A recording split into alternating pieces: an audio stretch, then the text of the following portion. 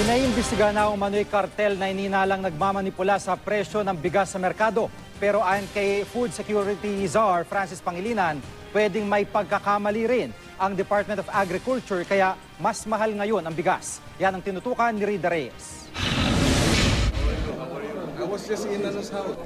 Mismong si Food Security Czar Francis Pangilinan na ang nagsabi, kinapos ang pagtaya ng Department of Agriculture sa kakailanganin supply ng bigas ng bansa. Because we did not meet our targets, then there is a shortfall. Kasi 11 million, 12 million ang consumption natin. So around 1 million. Ang resulta ng maling pagtaya, mas mataas na presyo ng bigas. Ramdam ito sa ilang pamilihan gaya ng Marikina Public Market at Kamuning Market sa Quezon City. 45 hanggang 53 pesos ang presyo ng kada kilo ng local commercial well-milled rice. Pero kahit may mas murang NFA rice, hindi ito masyadong tinatangkilik ng ilang mamimili. Commercial, siyempre. Mas masarap malasa. Mahal. Ano mga tao, hindi na nila pinapansin yung presyo basta nag-i-enjoy sila habang kumakain. Sa Dinorado, malambot.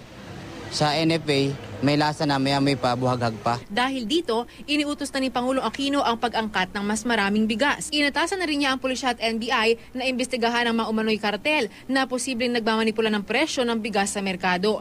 Pero hindi lang presyo ng bigas ang iniinda ng mga mamimili. Pasakit din daw ang mataas na presyo ng imported na bawang mula Taiwan na mas sinatangkilik pa rin kaysa nirarasyong lokal na bawang ng DA. Ayaw kong gumamit ng maliliit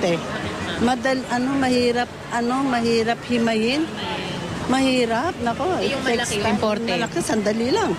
Ang karne ng baboy at manok naman, mataas pa rin ng 10 hanggang 20 pesos ang kilo dahil sa mas mahinang produksyon nitong nagdaang tag-init. Pero ayon sa DA, posibleng bumaba na rin ang presyo nito sa mga susunod na buwan kapag bumalik na sa normal ang supply nito. Rida Reyes, Nakatutok, 24 Oras.